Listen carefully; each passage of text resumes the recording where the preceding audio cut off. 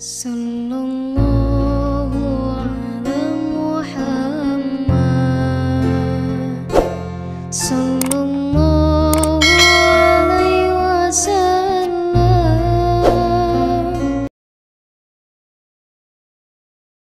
Izin ke. Assalamualaikum warahmatullahi wabarakatuh. Alhamdulillahilladzi akhlada al-alam binuri nabiyhi sallallahu alaihi wasallam wa bibaqa'i dhurriyyatihi sallallahu alaihi wasallam. Asyhadu an la ilaha illallah wa asyhadu anna Muhammadan abduhu wa rasuluh. Allahumma fassalli wa sallim wa barik alaihi, amma ba'du. Puji syukur kepada Allah Subhanahu wa taala. Alhamdulillah. Saya jarang-jarang ikut sholawat musiknya kenceng. Ajib, Bib. Luar biasa. Love you, Bib. Habib baru datang langsung love you sama emak-emak, ya kan? Bapak-bapak cemburu. Dan syukur ini tidak sah kecuali berselawat kepada yang mengajarkan syukur, baginda Nabi Muhammad sallallahu alaihi wasallam. Salah satu nama beliau adalah Abdus Syakur, hamba yang maha bersyukur. Namun kita tidak semua bertemu Nabi, tidak juga semua dapat mimpi bertemu Nabi. Jangankan Bapak Ibu, kadang kiai pun belum ketemu Nabi dalam mimpi. Mau mimpi ketemu Nabi, Bapak Ibu? Beneran? Serius? TikToknya sama Nabi, jangan TikToknya sama yang gak jelas, ya. Karena sering yang ketemu dalam mimpi yang sering ditonton sebelum tidur. Nanti kalau ibu-ibu nonton Habib Abdurrahman Alatos sebelum tidur, ke bawah mimpi. Ya, Bib.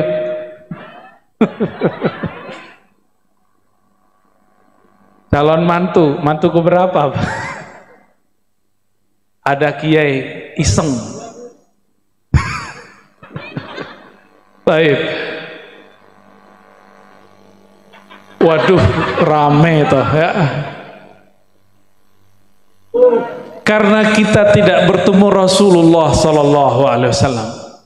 Alhamdulillah kita bertemu orang yang ilmunya bersambung kepada Rasulullah sallallahu alaihi wasallam. Maka takzim saya kepada semua para kiai, semua para masyaikh, ketua MUI, imam-imam masjid, guru-guru ngaji, muallim-muallim di pesantren, dan semua yang menghidupkan sunnah Nabi sallallahu alaihi wasallam. Ya. Mohon izin, mohon ridhonya saya duduk dan menjelaskan tentang Nabi Muhammad sallallahu alaihi wasallam. Nabi mengatakan tuba liman ra'ani, udah menjadi syair. Itu hadis Nabi. Al-Jami'us, betul, ditulis oleh Imam Suyuti dan hadisnya sahih. Sungguh beruntung siapa yang memandang kepadaku. Tapi yang tidak memandang Nabi, Nabi ulang itu 3 kali, di hadis ada yang 7 kali. Maka beruntung yang memandang orang yang pernah memandang aku.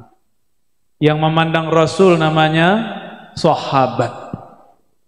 Di akhir zaman, yang ruhaninya memandang ruhaniah Rasulullah disebut ikhwan. Rasulullah mengabarkan nanti di akhir zaman akan muncul ikhwani. Itu ruhnya memandang ruhaniah Rasulullah sallallahu alaihi wasallam. Abu Jahal ketemu Rasul atau ketemu Muhammad bin Abdullah? Abu Lahab melihat Muhammad bin Abdullah enggak? Lihat. Tapi dia tidak lihat Muhammad Nabiullah. Dia tidak lihat Muhammad Rasulullah sallallahu alaihi wasallam. Maka kalau mandang kiai, mandang ustadz, jangan lihat mukanya, muka orang Jawa. Bukan itu yang dilihat, lihat ruhnya. Ruhaniyahnya bersambung kepada Rasulullah sallallahu alaihi wasallam. Maka Nabi ketika mengatakan beruntung yang memandang aku, atau yang memandang orang memandangku, atau yang memandang orang yang memandang setelah itu terus sampai akhir zaman. Maka selama masih ada orang yang berguru tentang Nabi Muhammad, dan yang paling pasti zuriat Nabi Muhammad sallallahu alaihi wasallam. Zuriat artinya apa zuriat? Keturunan. Kalau keturunan berarti bapaknya keturunan Rasulullah sallallahu alaihi wasallam. Minimal dia lihat emaknya, lihat bapaknya, lihat kakeknya. Maka kata tuba, tuba itu salah satu pohon keberkahan di surga. Naungannya akan menaungi orang itu di dunia dan akhirat. Maka saya mengatakan dari hati paling dalam, inni uhibbu zuriyatan Nabi sallallahu alaihi wasallam wa warasatahu. Saya mencintai zuriatnya dan pewaris-pewaris ilmunya. Zuriatnya para sayyid, para habaib, sedangkan pewarisnya para kiai. Dan tuba, beruntung, sungguh beruntung, alfa marrah, 1000 kali. Jika dia sayyid, dia juga alim. Dia jika alim, dia juga syarif sayyid. Dan hampir semua pendiri pesantren, pengajar pesantren, itu zuriat ulama-ulama sayyid di masa dulu. Cuma sayangnya para kiai dulu tidak seperti orang Arab menyimpan nasab. Saya tadi tidak sempat ziarah kepada Mbah Jabar atau As-Sayyid atau As-Syarif Abdul Jabbar. Beliau juga zuriat Nabi Muhammad sallallahu alaihi wasallam.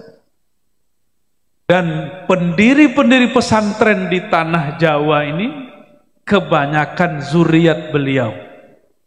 Maka mencintai para kiai ini juga cinta kepada zuriat Nabi sallallahu alaihi wasallam, ya. Tapi famnya sudah nggak ada. Kalau Habib Abdurrahman masih ada, Al-Attas. Benar Bib ya? Ya, mohon maaf kalau salah Habib. Sahih ya? Alhamdulillah. Barakallahu fikum. Mau cerita nggak Bapak Ibu? Mau cerita apa teori? Hah? Teori. Nah, kalau bapak-bapak maunya ngaji serius. Kalau ibu nggak maunya cerita. Nah, kita gabung aja ya.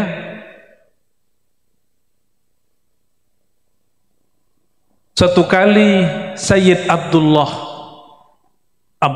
ini nama lainnya Az-Zabihan, Az-Zabih As-Sani lebih tepatnya. Sayyid Abdullah pulang dari berdagang. Sampailah di kota Mekah. Ternyata di sekitar kota Mekah saat itu banyak orang Yahudi, baik kaum perempuan ataupun laki-laki. Dan semuanya mereka ini hafal kitab Taurat. Ketika sampai di suatu gang, Sayyid Abdullah bin Abdul Muttalib dipandang oleh seorang perempuan Yahudi yang hatinya tajam. Apa kata si perempuan ini? Wahai hamba Allah, masuklah ke rumahku, nikahi aku. Mau nggak digituin mas? Mau digituin? Jadi Said Abdurrahman, Habib Abdurrahman jalan nih, tahu-tahu ditarik masuk rumah, Beb kawin yuk gitu. Kan gawat itu. Tapi jamaahnya Habib mau katanya, mau ya? Sayyid Abdullah bin Abdul Muttalib ketika ditarik mau, Tapi ketika diajak menikah, tiba-tiba wajah perempuan itu hilang. Dia tidak melihat perempuan itu, yang dia lihat wajah nenek-nenek. Dia langsung lari keluar dan dia cepat menunggang kudanya dan pulang ke rumahnya. Ternyata sampai di rumah ayahnya yang bernama Abdul Muttalib, beliau menyampaikan satu kalam, "Wahai Ananda Abdullah, aku baru saja menkhitbahkan, meminangkan bagimu seorang perempuan cantik bernama Aminah." Maka dilangsungkanlah pernikahan. "Ankahtuka, aku nikahkan engkau dengan anakku," kata Wahab. Maka dijawab oleh dia, "Qabiltu," aku jawab, aku terima. Sahlah malam itu, menikahlah mereka, dan malam pertama pun datang. Kalau malam pertama gak usah dibayangkan ya, yang belum doa aja, nyicil-nyicil ngapalin doa Bismillahirrahmanirrahim syaiton, nyicil-nyicil doa. Yang belum hafal, yang sudah hafal gak usah dihafalin lagi, berarti curigai nanti. Malam itu terjadilah mana yang layak terjadi antara suami dan istri. Maka berhubunganlah secara sah Sayyid Abdullah dan Sayyidah Aminah. Di malam itulah berpindah. Ternyata Sayyid Abdullah di wajahnya ada nur. Cahaya itu membuat Abdullah menjadi laki-laki yang paling viral di zamannya, paling terkenal di masanya. Tapi malam itu nurnya berpindah kepada Sayyidatuna Aminah. Besok agak kesiangan bangun Sayyid Abdullah. Abdullah kemudian kepikiran, kemarin ada yang ngajak nikah, kayaknya enak juga nih nikah. Maka dia jalan-jalan lagi lah ke gang yang kemarin dia diajak nikah oleh si perempuan Yahudi. Maka bertemulah dia dengan perempuan itu. Sekarang Said Abdullah yang ngajak nikah.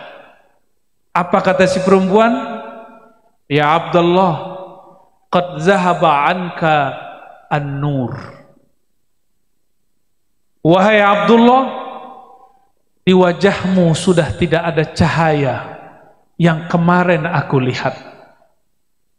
Ternyata nurnya telah pindah kepada Sayyidah Aminah. Jadi bapak-bapak yang sudah menikah ini nurnya udah pindah semua ini. Pak Wabu punya nur ya? Udah pindah ya? Bapak Ibu yang melakukan Allah, malam itu juga hamillah Sayyidah Aminah. Itu tuh dibaca Makkiyah itu. Malam itu hamil, malam itu juga Sayyidah Aminah bermimpi didatangi Sayyidina Jibril. Apa kata Sayyidina Jibril? "Wahai Aminah, engkau akan mengandung Sayyidul Alamin, penghulu alam semesta." Malam besok datang malaikat Mikail, malam berikutnya malaikat, para nabi, mulai dari Nabi Adam sampai Nabi Isa. Ibu-ibu, ada yang mimpi ketemu Nabi Adam nggak? Nggak ada. Ketemu Nabi Yusuf, Nabi paling ganteng. Tapi kata Nabi Muhammad, gagahnya Nabi Yusuf nisfu jamali, baru setengah gantengnya aku. Itu Nabi Yusuf. Setengahnya Nabi Yusuf nggak ada di sini. Jadi alam ini Allah ciptakan dengan jamalnya, keindahannya. Seperempat keindahan itu diberikan kepada Sayyidina Yusuf. Setengahnya diberi ke Nabi Muhammad. dan seperempatnya lagi dibagi-bagi. Dari awal penciptaan alam semesta dibagikan ke bukit, ke gunung, ke bintang, ke wajah ibu-ibu nih ya, ke mas-mas ini. Berarti kita ini 0,000000000 sekian ya. Itu yang kita rindu-rindu itu Pak ya. Aku kangen ya, kangen wajahmu ya. Ngelihat wajah aja itu cuma 0,000 sekian persen. Tapi untungnya wajah Nabi itu yang aslinya tidak diperlihatkan kecuali kepada yang Allah kasyafkan. Nah, kembali kepada Sayyidah Aminah. Kalau ada orang mimpi ketemu Nabi, itu orang soleh bukan? Hatinya bening nggak? Tapi kok ada ya orang sekarang ngajarin orang tua Nabi musyrik. Pernah dengar nggak? Pernah dengar? Coba buka di YouTube, ntar ketemu orang tua Nabi di neraka. Ketemu ntar. Itu yang ngomong begitu, ketemu Rasulullah nggak pernah. Mimpi Nabi nggak pernah. Mimpi Sayyidina Jibril nggak pernah. Mimpi basah sering. Orang kayak gini berani mengatakan orang tua Nabi musyrik. Kalau musyrik masuk neraka nggak? Maksud saya apa? Kalau ada orang mengajarkan orang tua Nabi musyrik masuk neraka, ini orang nggak kenal siapa Nabi Muhammad sallallahu alaihi. Tadi dibacakan khairul maulud, ya khairal maulud, wahai zat yang sebaik-baik dilahirkan di muka bumi, dan yang melahirkannya adalah ibu yang terbaik di alam semesta. Bidannya ibu siapa Bu? Waktu lahirin anak? Bidannya ini nih. Bidan fulanah gitu ya. Tapi Sayyiduna Muhammad sallallahu alaihi wasallam ketika lahir yang nyambutnya bidannya Sayyidatuna Asiyah dan Maryam.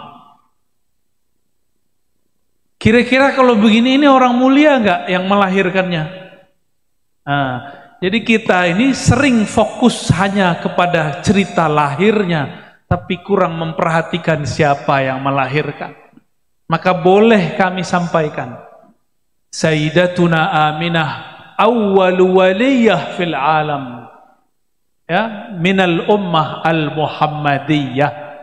Di alam semesta, di kalangan umat Nabi Muhammad, wali perempuan pertama adalah ibunya sendiri, Sayyidah Khadijah, Sayyidah Aminah ya. Baik. Sedangkan Khadijah istrinya, istri yang walaupun berondong, tahu berondong Bapak Ibu? Ya, ini ada rahasianya kenapa Nabi berondong. Beliau ini lahir, ayahnya sudah meninggal. Umur 6 tahun, ibundanya sudah wafat.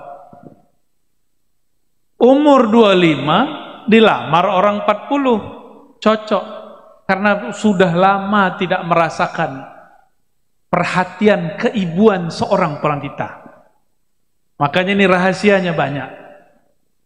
Dan semua anak Rasulullah SAW kecuali Sayyiduna Ibrahim itu adalah anak dari Sayyidah Khadijah. Kalau Ibrahim baru Maria Al-Qibtiyah. Jadi Habib Abdurrahman ini kalau nasab menjadi cek ke atas itu masih ketemu sama Sayyidah Khadijah Al-Qub. Tapi kalau nasab kita gimana Kiai? Temu nggak di atas? Wallahu a'lam bishawab. Wallahu a'lam bishawab. Inilah karomahnya para zuriat Nabi, mukjizatnya Rasulullah, dua yang paling kekal di alam semesta. Satu Quran, satu zuriatnya. Maka tidak ada masa kecuali di situ ada orang yang megang Quran, itu ulama, satu megang nasab Rasulullah sallallahu alaihi. Kalau masih ada dua ini, kiamat Allah tunda. Jadi insya Allah kiamat dekat atau masih jauh? Enggak juga ya. BBM jadi naik. Sayyidah Aminah, malangnya seorang istri, baru 3-4 bulan, bahkan di riwayat lain 2 bulan hamil. Suaminya berangkat pergi berdagang, ternyata sakit di tengah jalan. Tidaklah pulang kecuali namanya dan kabar berita, inna lillahi wa inna ilaihi raji'un. Kira-kira sedih gak ibu? Suami pergi berangkat kerja, pulang cuma nama. Sedih gak ini yang nonton bola? Anaknya berangkat nonton bola, pulang cuma nama. Sedih gak? Sedih. Gimana mas? Anak kita, adik kita pergi nonton bola, pulang cuma nama. Sedih gak? Kalau gak ngerasain gak sedih. Tapi kalau pernah ditinggal mati oleh orang terdekat, kalian rasakan sedihnya. Sedihnya tidak tanggung, gak tanggung-tanggung kehilangan. Sayyidah Aminah sedihnya bukan main. Suaminya berangkat sehat, tidak ada masalah, pulang cuma nama. Jasadnya pun tidak pulang, dikubur di tengah jalan. Tapi Sayyidah Aminah, perempuan yang setiap malam bermimpi bertemu para malaikat, para nabi. Inilah yang disebut mubasyarat, kabar gembira. Para kiai pun tidak mimpi ketemu Sayyidina Jibril.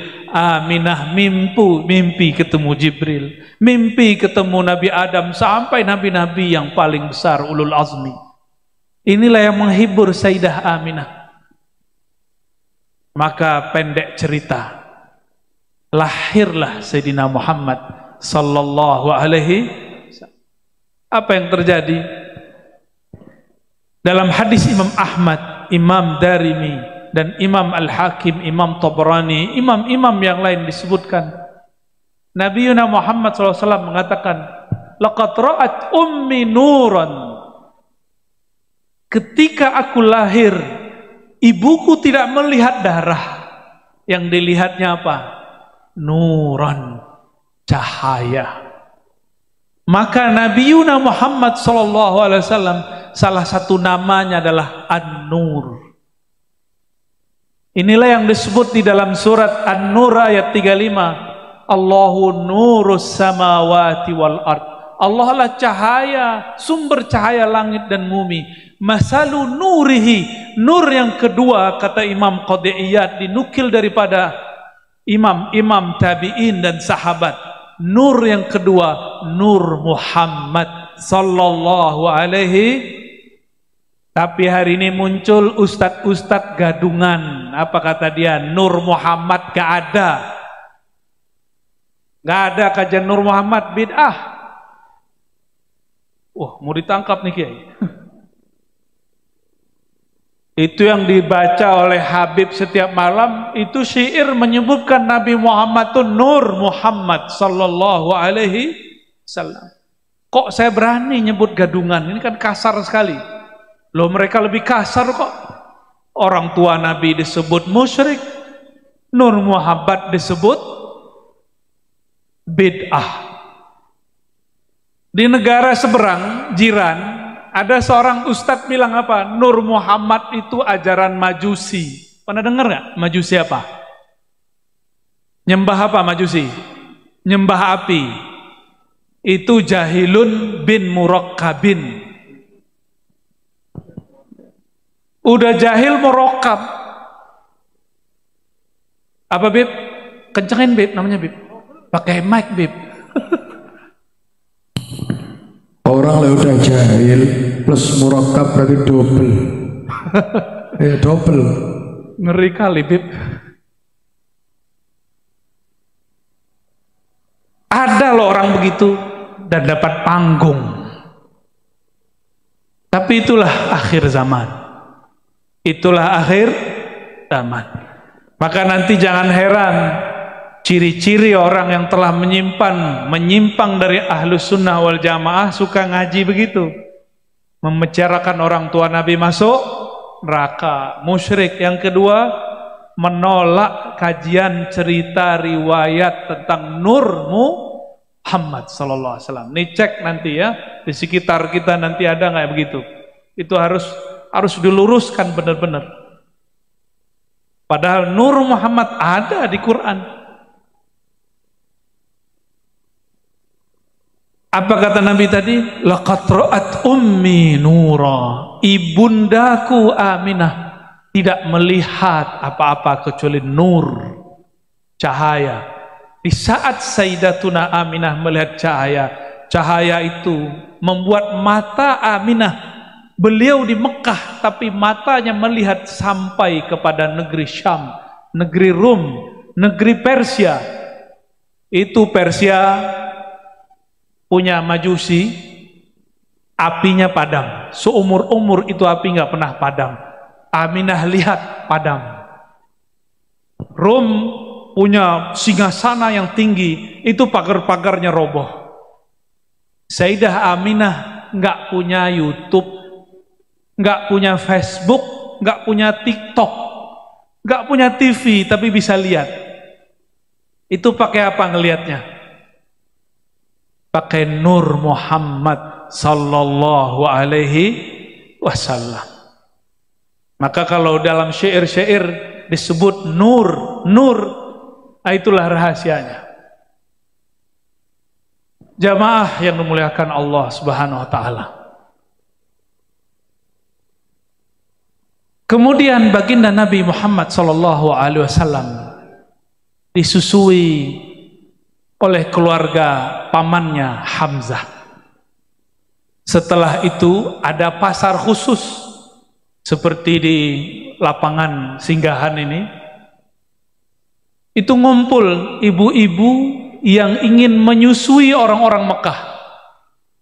Ibu-ibu ini berasal dari satu negeri dan satu suku kabilah namanya Sa'diyah, Bani Sa'ad. Dari semua ibu-ibu yang antri, tidak ada satupun yang minat dengan seorang perempuan yang bernama Halimah Sa'diyah. Kenapa? Udahlah bajunya kucel, badannya kurus.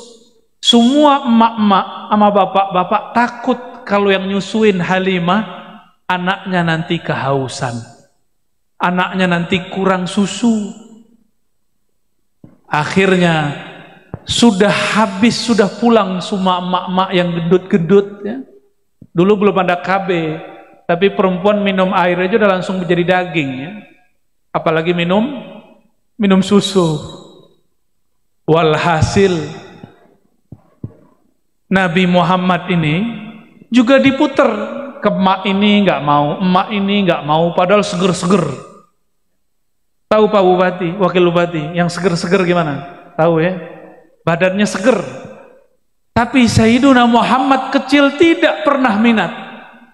Kenapa? Hampir semua ibu-ibu seger itu ketika menawarkan air susunya, menawarkan bagian kiri. Kecuali wanita kurus bernama Halimah Sa'diyah. Yang pertama dia kasih bagian kanan. Maka bayi yang bernama Muhammad bin Abdullah langsung mau. Maka ibu-ibu ini pelajaran, walaupun nanti bayi kita, bayi ibu-ibu bukan bayi saya maksudnya ya, bayinya ibu-ibu itu mau nyusu kiri, tapi mulailah dari yang kanan. Ini namanya tafaulan, tabarukan dengan asar Nabi Muhammad sallallahu alaihi wasallam. Ada yang protes ke saya, loh kan itu Nabi Muhammad belum jadi rasul, belum boleh diikuti. Lah itu suka-suka dia. Bagi kita Nabi Muhammad diikuti mulai dari lahir sampai beliau wafat ya. Lalu dibawalah oleh Halimah Sa'diyah. Itu Halimah Sa'diyah punya ontanya pun kurus. Sedangkan mak-mak tadi yang udah pulang badannya gendut, ontanya juga gendut. Onta kurus sama onta gendut, kalau jalan duluan mana? Di atas onta yang gendut itu ibu-ibunya seger, binti gendut. Kira-kira ontanya kena beban nggak? Maka secara rasio logika, Halimah Sa'diyah duluan nyampe ke kampungnya masuk akal. Ya, tapi bukan itu. Ini kita loncat sedikit ke bab Isra Mi'raj. Ketika Nabi Muhammad sallallahu alaihi wasallam didatangi Sayyidina Jibril dan Mikail bersama buruk. Buruk ini waktu dinaikin Nabi Muhammad sallallahu alaihi wasallam, buruknya kayak gelisah. Gelisah, ini siapa nih? Binatangnya, binatang surga ini nggak nyaman dengan orang baru. Akhirnya ditegur oleh Sayyidina Jibril.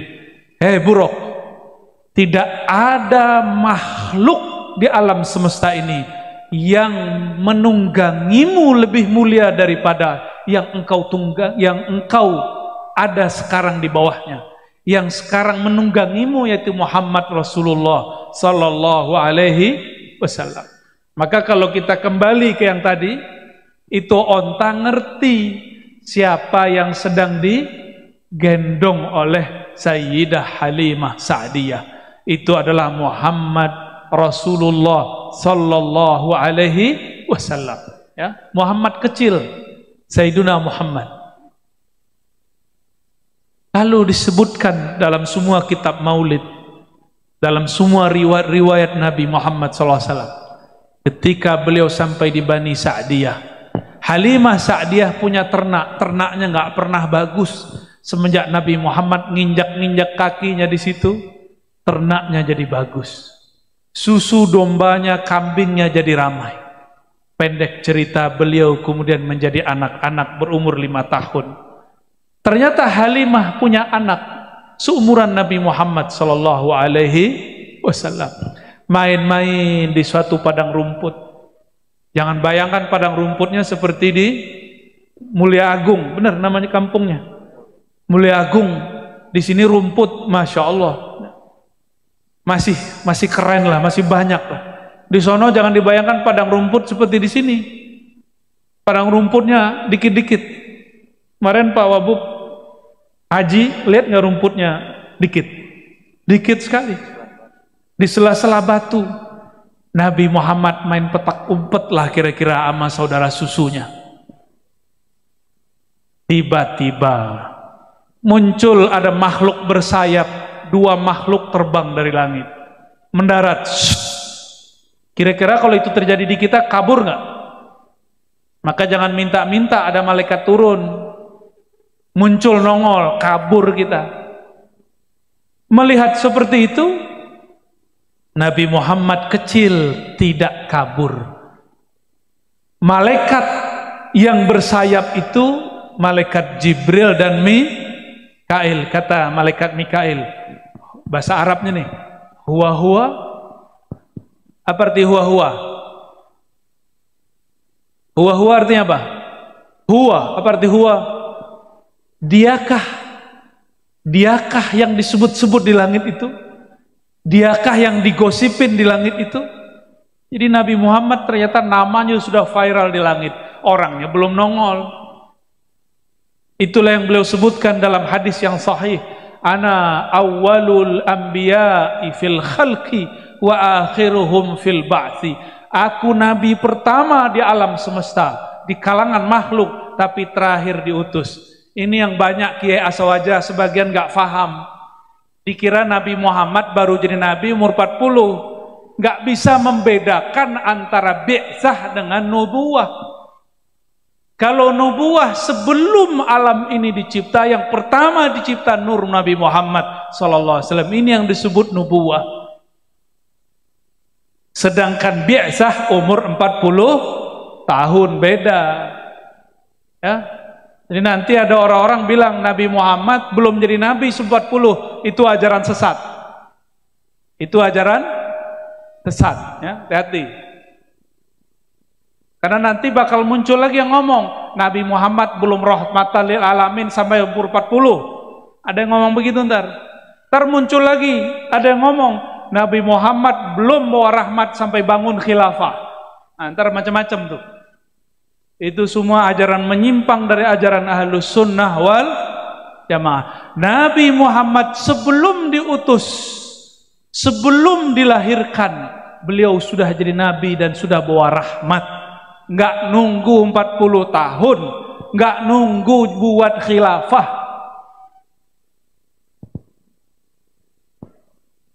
Apa kata malaikat Mikail tadi? Huwa. Apakah dia yang bernama Muhammad yang viral di kalangan malaikat itu? Nah, malaikat Jibril mengatakan, iya. Lalu malaikat Mikail ambil Nabi Muhammad kecil 5 tahun. Kalau 5 tahun, anak kita 5 tahun masih kecil gak tuh? Masih PAUD. Ingat gak dia cerita dia masih kecil? Kebanyakan gak ingat, tapi Nabi Muhammad selalu ingat. Ini hebatnya beliau. Diambil, digendong oleh Sayyidina Mikail. Lalu dibelahlah dadanya, dibedah. Dikeluarkan jantungnya, dibersihkan semua dosanya. Ada 2 titik hitam. Pak Wabub, kalau dibuka dada kita, titik hitamnya banyak nggak? Nggak kehitung. Nabi Muhammad cuma punya 2 titik hitam, langsung dibersihkan oleh malaikat Jibril. Wajar di hatinya nggak ada iri dengki. Masalahnya, ini kalau dada dibedah, pingsan nggak? Bisa pingsan. Orang kena tonjok aja pingsan. Tapi Nabi Muhammad bahkan ada yang mati ya. Kenapa Nabi Muhammad nggak pingsan, nggak sakit? Karena yang membedah malaikat Jibril. Malaikat Jibril badannya bukan badan begini, badannya badan nuriyah, badan cahaya. Jadi membuat operasi badannya itu secepat cahaya, tidak ada rasa sakit sama sekali. Pendek cerita, ternyata saudaranya ini lari ke rumah mencari ayah ibunya dan menangis, wahai ayah bunda, saudaraku dibunuh. Sayyidah Aminah kalau dengar dibunuh pasti stres, maka Halimah yang menjadi ibu susunya saat itu kemudian mengejar langsung. Dikejarlah langsung sampai di padang rumput, ternyata Sayyidina Muhammad masih main-main. Maka dipeluklah oleh Sayyidatuna Halimah Sayyidah. Halimah Sa'diyah bertanya, ya Muhammad, ya Ghulam, wahai Ananda, apa yang terjadi pada engkau? Maka Sayyidina Muhammad SAW menceritakan, wahai ibunda, tadi ada 2 malaikat turun, ada makhluk bersayap turun, lalu membelah dadaku, membersihkan isi jantungku. Setelah itu aku sehat lagi. Kira-kira ibu-ibu kalau dengar anaknya cerita gitu gimana? Anak saya gila kali ya gitu ya. Ya. Benar ya? Dulu anak saya cerita, Bi, tadi malam mimpi ketemu Nabi Muhammad. Saya kira anak saya habis nonton TikTok. Ternyata beneran dia mimpi ketemu Nabi Muhammad Sallallahu Alaihi Wasallam. Saya yang nggak ngerti. Nah itu terjadi. Kalau mimpi pun kita nggak percaya, gimana kira-kira kalau itu terjadi? Tapi Halimah Sa'diyah mendengar seperti ini, dia langsung gendong anaknya pulang. Nabi Muhammad, anak susuannya. Apa katanya kepada suaminya? Wahai suamiku, esok kita kembalikan Ananda Muhammad kepada ibunda kandungnya. Sampailah besok di kota Mekah. Apa kata Sayyidah Halimah Sa'diyah? Wahai saudariku Aminah, tahukah kamu apa yang terjadi pada anak kita Muhammad? Dia hampir saja terbunuh. Katanya ada orang yang membelah dananya, lalu jantungnya diambil. Kira-kira kalau diceritain begitu, ibu-ibu ketakutan nggak? Nggak ketakutan. Tapi Aminah tersenyum. Apa kata beliau? Kalau bahasa kitanya, ah kamu norak. saya melahirkan Muhammad, ra'aitu nura, yang aku lihat cahaya bukan darah. Maka aku tahu ini anak luar biasa. Nabi Muhammad sallallahu alaihi wasallam. Lalu Nabi Muhammad hiduplah di Mekah. Ini nggak mungkin saya ceritakan semua, saya ceritakan satu saja yang paling luar biasa. Sebelum nanti sholawat ditambah. Nabi Muhammad sallallahu alaihi wasallam mengatakan, ketika aku melewati pohon-pohon, melewati bukit-bukit, gunung-gunung, bebatuan, ma marartu bi syajarin wala hajarin illa wa yusallimu alaihi. Tidaklah aku melewati pohon dan gunung bebatuan kecuali pohon itu ngucapin salam kepadaku. Nih coba nih bapak-bapak, ibu-ibu atau kiai lah ya. Pak Kiai, kalau pulang ntar pohonnya diluk gimana Pak Kiai? Assalamualaikum Pak Kiai. Lari itu Pak Kiai itu. Padahal beliau umurnya sudah seumuran Rasulullah ini. 60 Pak Kiai? 60. Itu pohon kalau diluk ngomong, Assalamualaikum Pak Kiai. Lari beliau. Kalau Habib gimana Habib? Lewat di bukit, ini kan Tuban ini banyak bukit bebatuan. Terus batunya diluk, manggil, Assalamualaikum Habib. Kira-kira gimana Habib? Kalau gunung kembar ya tak rangkul pisan mbek anak.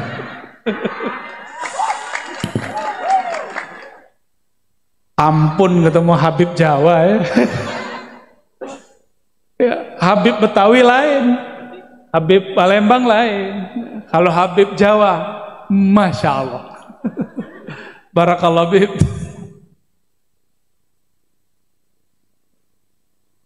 Nabi Muhammad melewati gunung, ini bukan gunung kembar Habib. Itu gunungnya bergetar, pohonnya diluk dan semuanya mengatakan, Assalamualaikum ya Nabi Allah. Salam atas engkau wahai Nabi Allah. Hewan-hewan, Nabi lagi jalan, ada arak-arakan domba, semua domba pengen mendekat Rasulullah. Ada onta-onta pengen ngadu ke Rasulullah, cuma sayangnya onta ngadunya urusan perut, bukan buah perut Beb. Onta ketemu Rasul ngadunya urusan apa? Perut. Sama, mohon maaf nih, masyarakat ketemu wabub, ketemu bupati, ngadu masalah perut. Coba onta kalau punya akal, ketemu Rasulullah seharusnya bukan urusan perut yang diadukan. Yang diadukan apa? Wahai Rasulullah, beri syafaat, aku masukkan aku ke dalam surga. Itu seharusnya.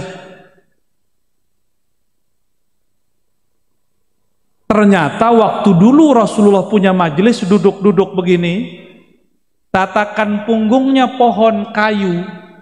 Itu kayu ketika dibuatkan mimbar, ditinggal oleh Rasulullah, nangis. Coba ibu-ibu dengerin pohon nangis, kabur pasti pengajian. Ini pohon Hanna Hanina. Dia menangis karena dia rindu merasakan punggung Rasulullah Sallallahu Alaihi Wasallam. Akhirnya itu semua sahabat yang hadir dengar. Berarti sahabat ini punya karomah, mendengarkan suara tangisnya kayu-kayu. Turunlah Rasulullah dari mimbar. Nabi elus-elus ditanya, wahai kayu. Tuh Nabi bisa ngomong sama kayu. Coba kalau Pak Kiai bisa ngomong sama kayu, kita ngomong, Pak Kiai sudah begini ya. Paling tinggi kita bilang, Kiai udah majeduk, kejedot palanya sama dinding. Tapi Rasulullah SAW ngomong, dielus, dan tidak ada satu sahabat pun yang mengatakan Rasulullah itu gila. Kenapa? Rasulullah dan para sahabat sama-sama mendengarkan tangisnya. Dielus seperti anak kecil, kemudian berhenti nangis. Ditanya, wahai kayu, engkau pilih jadi sandaranku di dunia, atau masuk surga? Apa jawaban si kayu? Apa jawaban dia? Masuk, tapi menurut saya itu juga kurang benar, kurang sempurna, walaupun lebih tinggi daripada onta. Makanya kalau sholawat jangan minta onta utangnya dibayarin. Ya. Kalau udah doanya Habib tuh, ya Allah semoga yang hadir terbayar utangnya, aminnya kenceng.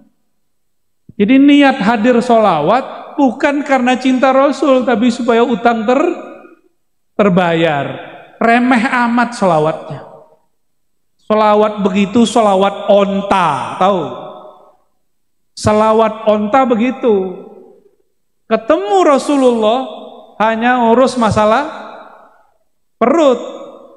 Untuk onta itu udah keren, hebat. Dia tahu itu Rasulullah. Tapi kalau kita punya akal, punya kolbu, nggak pantas sholawat minta onta. Sholawat minta Avanza ya. Sholawat minta, sekarang yang lagi tren apa nih? Roksa bu ya, roksa. Idza kunta fi dhiqin aw fi faqrin aw fi maradin fa akthir bis salati ala Muhammad sallallahu alaihi wasallam. Syuf, kaifa hada? Ah itu lain cerita, Bib. Lain cerita gimana tadi antum bilangnya tadi gimana hadir biar lunas utangnya, kita mendoakan. Memang mereka semua ini amin berarti nandakno utang ini banyak. Tapi ada tapinya. Idza kunta fi dhiqin aw fi faqrin aw fi maradin fa akthir bis salati ala Muhammad. Ane jelasin, Bib. Ya marhaba. Ane jelasin. Sholawat tuh niatnya karena apa? Karena cinta ke Nabi atau cinta ke diri? Mahabbah Rasul sallallahu. Oke. Dah. Kalau cinta ke Nabi dapat berkah, punya penyakit sembuh. Bukan karena kita ingin sembuh tuh sholawat, itu kebalik. Orang seperti ini di dunia dapat syafaat, tapi di akhirat belum tentu. Nanti ketika datang di hari kiamat nanya, wahai Rasulullah syafaati saya, Nabi nanti jawab, kan sudah dibalas di dunia, utangmu lunas kan? Ya. Tentu pripun bu fi dunia hasanah wa fil akhirati hasanah. Nah, maka niatnya harus akhirat. Nih saya kasih tahu Bapak Ibu. Saya dulu lama ngamalin sholawat pengen kaya, nggak kaya-kaya. Saya punya sakit nggak sembuh-sembuh. Tahu-tahu ditegur sama guru saya, seorang sayyid, seorang mursyid juga. Apa kata beliau? Kamu sholawat niatnya apa? Mau kaya, kiai? Norak katanya. Loh kenapa? Kalau kamu niat mau kaya, kaya itu di dunia. Tapi kalau kamu niat sholawat untuk akhirat, dunia terbawa. Maka semenjak saat itu, teringatlah saya kalam Imam Abul Hasan Syazili. Apa kata beliau? Abghadul ibad ilallah. Hamba yang paling dibenci oleh Allah siapa? Orang yang amila amal akhirah, beramal amal akhirat seperti sholawat, baca Quran, haji umroh, tapi niatnya ghardan min aghradid dunya, untuk urusan duniawi. Ini yang ngomong Imam Abul Hasan Syazili. Beliau seorang syarif, zuriat Sayyidina Al-Hasan. Jadi tugas kita kalau antum Habib, antum Kiai, tugasnya mendewasakan umat, bukan membiarkan umat sholawat untuk urusan remeh. Kita naikkan spiritual mereka yang tadinya sholawat hanya untuk urusan li izalati faqrin atau maradin, li qada'i hajatin, sekarang kepada yang lebih tinggi. Apa yang lebih tinggi? Syafaat Nabi fid darain, syafaat Nabi di dunia plus akhirat. Jangan hanya urusan dunia. Tugas kami itu Bapak Ibu, ya. Maka saya minta ampun kepada Allah jika dulu pernah mengajarkan kalau kamu sakit sholawat itu belum selesai, masih koma, harus diteruskan. Coba lihat sholawat tibil kulub. Yang pertama kulub atau jasad? Allahumma sholli ala sayyidina Muhammad tibbil qulub. Qulub dulu, baru nanti abdan, baru nanti absar. Karena qalbu urusannya akhirat, badan urusannya dunia. Akhirat dulu, ya. Nah, utang kita kepada Allah dan Rasul lebih besar. Nah, Bapak Ibu yang melakukan Allah, nah itu kalau mau naik pangkat. Tapi kalau mau kayak kemarin-kemarin nggak apa-apa. Sholawat biar bayar utang, itu ada ijazahnya, boleh. Ini disebut sholatul awam, sholat orang awam. Tapi kalau sholawat al-muhibbin al-arifin, sholawat orang yang kenal Allah, kenal Rasulullah, nggak begitu. Ya, sholawatnya karena Allah layak karena Rasulullah layak disolawatin. Nih saya tanya ke Pak Bupati, Wakil Bupati. Nih contoh nih Pak Wakil, ini belum Rasul nih. Saya puji-puji lagi di majelis. Saya punya pesantren. Nih saya puji-puji ini, Wakil Bupati adil, amanah, bla bla bla bla. Dalam hati niat muji Pak Wakil Bupati supaya pesantren saya dibangun, dibantu. Berarti niatnya apa? Memuji Pak Wakil Bupati. Dunia. Bener, udah bagus, bangun pesantren kan bagus. Bagus nggak? Bagus. Tapi memuji Pak Wakil Bupati bukan karena dia terpuji, karena saya ingin dapat sesuatu. Boleh nggak? Boleh. Tapi Pak Wakil Bupati langsung tahu, ini Kiai mulai muji ada maksud nih. Ya. Maka itu Kiai nggak bisa jadi teman ngopinya Pak Wakil Bupati.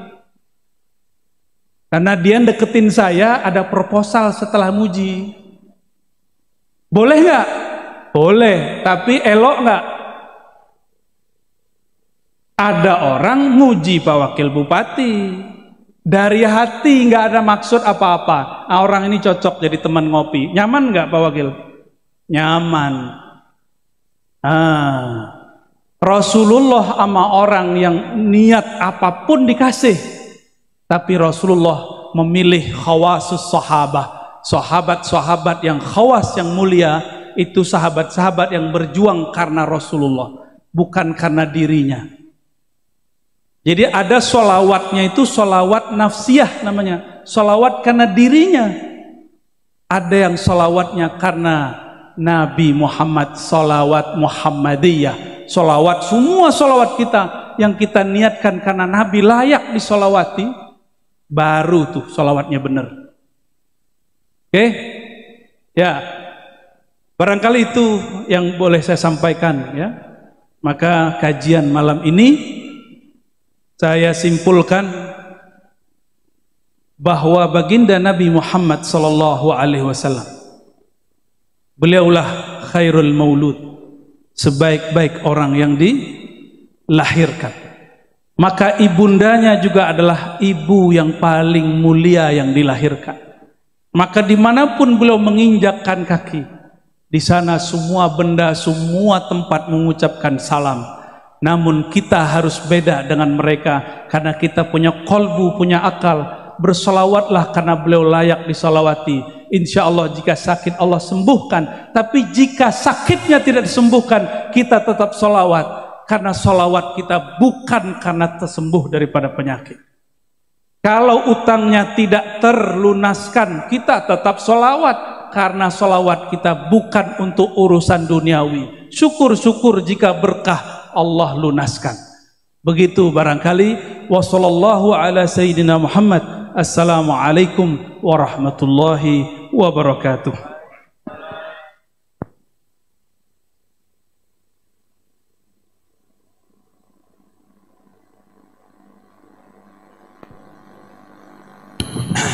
Allah.